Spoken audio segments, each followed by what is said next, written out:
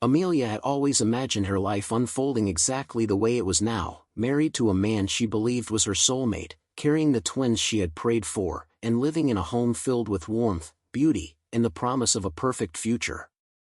7 months pregnant, she moved through the world with a soft glow, one that came from both happiness and hope. Ethan, her husband, was everything people admired: polished, handsome, respected in business circles, a man who appeared utterly devoted to his wife.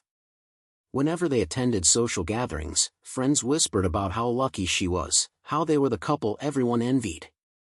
Amelia believed those whispers. She believed in the story she had built around her marriage, a story that made her feel secure even when cracks began appearing beneath the surface. Because behind closed doors, Ethan had changed. His late nights became more frequent, his explanations more vague. He kept his phone close, turning it face down every time it buzzed. He returned home smelling of unfamiliar perfume, brushing it off as clients or crowded rooms. Amelia saw the signs, any woman would, but she convinced herself stress was the cause. He had a demanding job, responsibilities constantly weighing on him.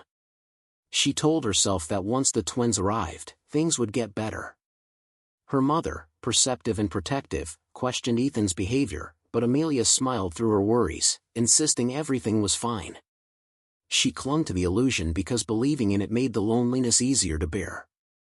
And so, she continued nurturing a picture-perfect marriage, unaware of the betrayal creeping closer each day.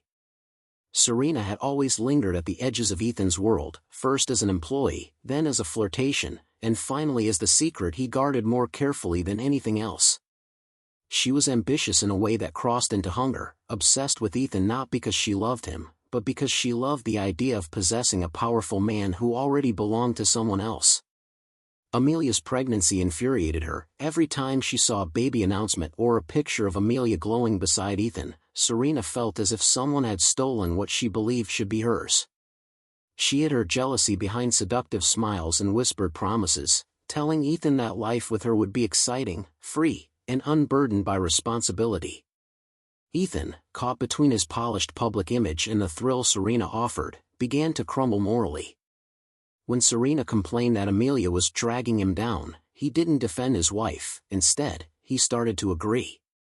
He grew impatient whenever Amelia needed help, irritated when she asked him to accompany her to doctor appointments, and resentful of the life they had built together.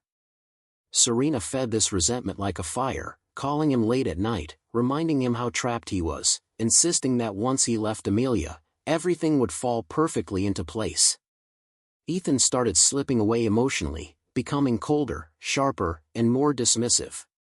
He didn't notice, or didn't care, that his cruelty was slowly strangling the woman carrying his children. Serena's presence was like a shadow creeping into their home, foreshadowing not just betrayal, but danger.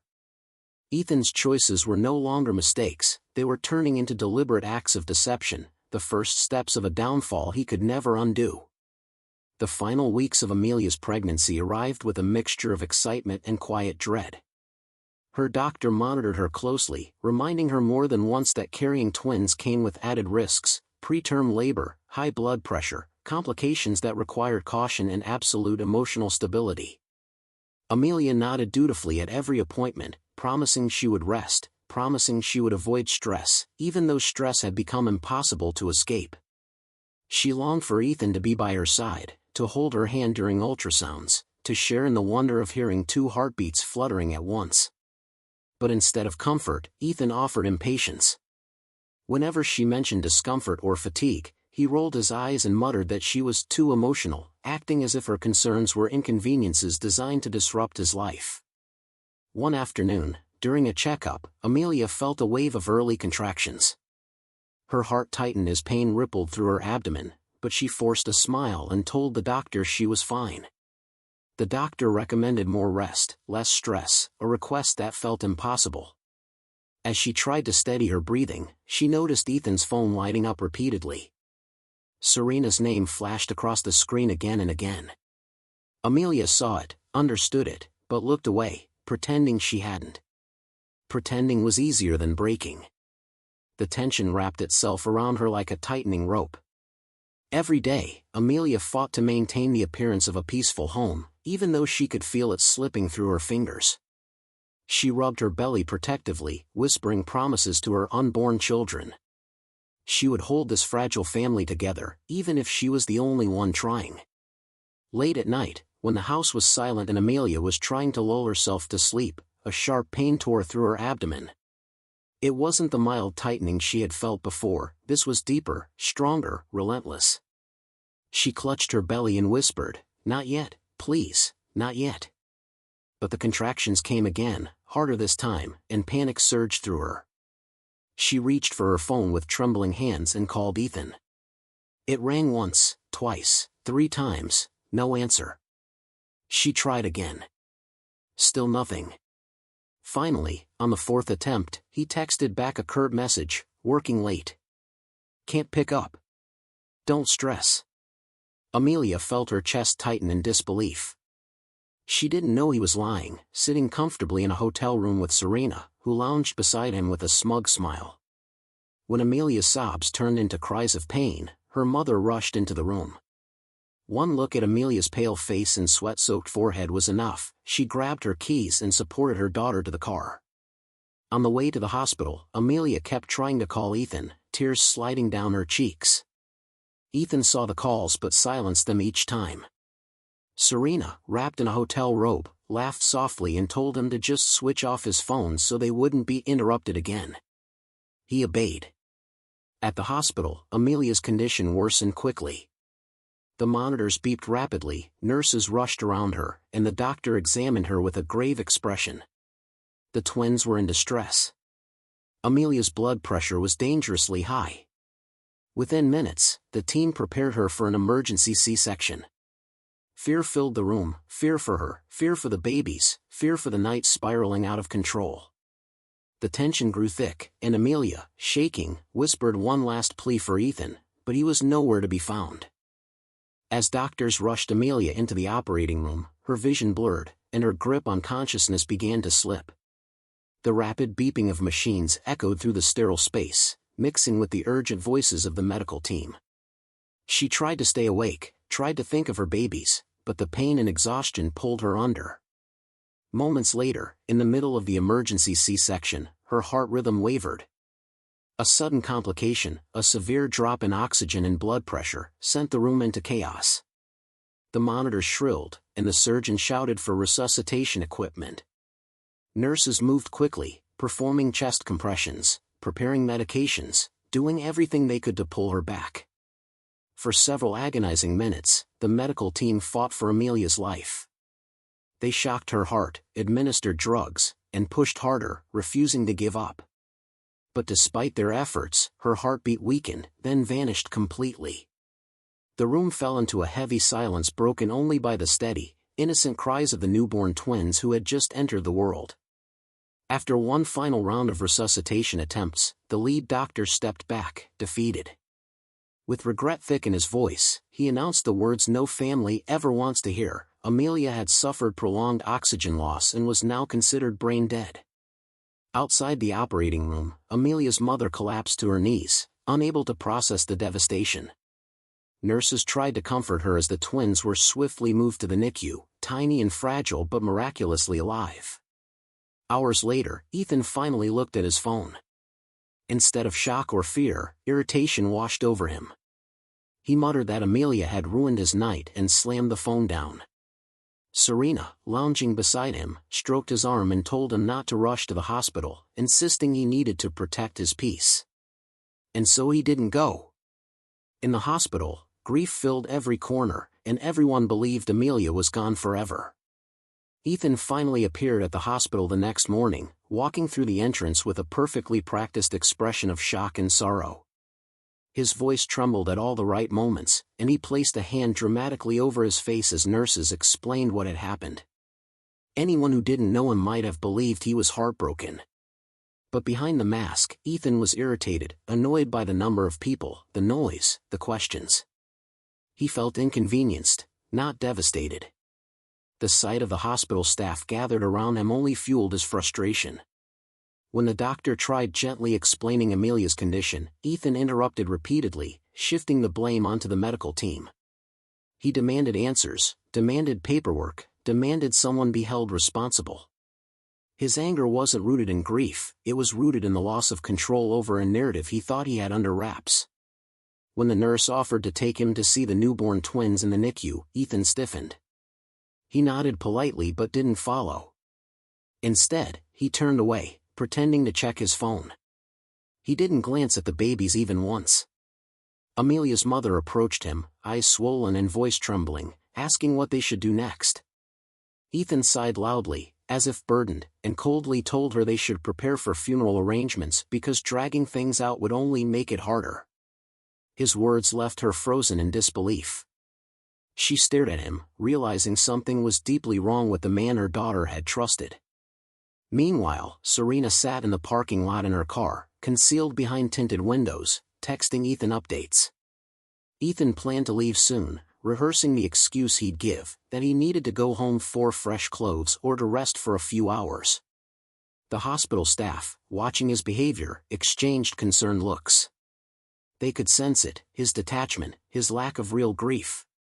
Even in a moment of tragedy, his coldness was unmistakable. Ethan walked out of the hospital with barely a backward glance, giving a half-hearted promise that he would return later before disappearing through the sliding doors. Outside, Serena was already waiting in the passenger seat of his car, sunglasses on, lips curled into a satisfied smile. The moment Ethan got in, the tension he had faked inside the hospital melted away. Serena leaned toward him, whispering, "It's done now, you're finally free." Ethan let out a long breath, not of sorrow, but of relief. Within seconds, the two of them were laughing, joking about how exhausting the night had been and how they could now move on with their lives without Amelia holding him back. As they pulled out of the parking lot, Serena's imagination raced. She spoke casually about moving into Amelia's home, redecorating the bedroom, and creating a fresh start. She even mentioned raising the twins someday, as if they were accessories she could simply claim. Ethan didn't object, he only smirked, enjoying the idea of a simpler life, one without responsibility, without emotional demands, without the woman he had betrayed. He felt nothing for the twins who had just been born fighting for their lives, and even less for the wife he believed was gone forever. His only concern was the future he thought he finally controlled. Back inside the hospital, Amelia's mother sat by the incubators, her hands trembling as she pressed them gently against the glass. The twins lay tiny and fragile, their little chests rising and falling with each labored breath. Tears streamed down her face as she whispered prayers, begging for strength, begging for a miracle. She stayed by their side, refusing to leave them alone even for a moment. The contrast was stark, Ethan and Serena laughing in the car, reveling in selfish freedom, while a grieving mother clung to hope, driven by a love deeper than anything Ethan had ever understood. Claire stepped quietly into Amelia's room, prepared to perform the final duties every nurse dreads. The room felt heavy, dim, and painfully silent. She reached for Amelia's hand to begin the procedure, but then froze. Something shifted. At first Claire thought it was her imagination, yet there it was again, a faint twitch in Amelia's fingers, so small it could be overlooked. She leaned closer, watching carefully, and caught the slightest flutter beneath Amelia's eyelids. Her breath hitched. These movements weren't random. Something in her instincts, sharpened by years of experience, told her this wasn't a simple post-mortem reflex. Claire immediately called the doctor, her voice tense but hopeful. The doctor arrived, glanced at the monitors, and shook his head. "It's just residual nerve activity," he said dismissively, already turning to leave. But Claire wasn't convinced. She had seen enough cases to know reflexes didn't follow patterns, and patterns were exactly what she was noticing. Over the next hour, she checked Amelia again and again, documenting every flicker, every twitch, every subtle sign that life still lingered. Her heart pounded with a mix of fear and determination. If she was right, Amelia was fighting her way back, and if she was wrong, at least she refused to let a miracle slip through the cracks. While Claire quietly battled to prove Amelia wasn't gone, another discovery unfolded elsewhere in the hospital. Security reviewed surveillance footage for unrelated reasons, and caught something chilling. Ethan had entered Amelia's room earlier than the official log claimed, slipping in before the medical team declared her condition. His behavior on camera was oddly frantic, and his actions unclear, but undeniably suspicious. The timelines didn't match, raising a question no one wanted to voice yet. Had Ethan done something before walking out to play the grieving husband? Determined to prove her instincts correct, Claire approached Dr. Reynolds, a senior physician known for his meticulous attention to detail. She explained the subtle movements she had documented, the flickers of life that contradicted the official declaration of brain death. Dr. Reynolds, skeptical but willing to investigate, agreed to review the hospital's security footage. The two of them sat in a small office, the grainy images flickering on the screen as they fast-forwarded through hours of video. Their eyes widened when they noticed Ethan entering Amelia's room alone, shortly after her surgery, at a time when no staff should have been present. He lingered for a few moments, glancing around as if to ensure nobody could see him, and then reached for a machine beside her bed. Claire held her breath as the footage revealed Ethan disconnecting a wire, adjusting the device, and leaving quietly. The machine wasn't critical life support, but it controlled vital monitoring signals. Without it functioning, Amelia's heart activity and other vital signs appeared flat on the hospital monitors, creating the illusion that she was unresponsive. The realization hit them both like a shockwave. Amelia had likely been misdiagnosed. Immediately, Dr. Reynolds called in the medical team to repeat advanced neurological assessments. Machines hummed, electrodes were carefully placed, and specialists ran tests they hadn't originally scheduled. The atmosphere in the room shifted from somber resignation to tense anticipation. Every nurse and doctor watched as hope, long buried under grief and fear, began to resurface. The very woman they had mourned might still be alive, and the evidence suggested her condition had been manipulated, intentionally or not, by the one person who had betrayed her most. News of Amelia's faint signs of life spread through the hospital like wildfire, though carefully contained to prevent panic. Monitors that had once been silent now flickered with steady, deliberate readings.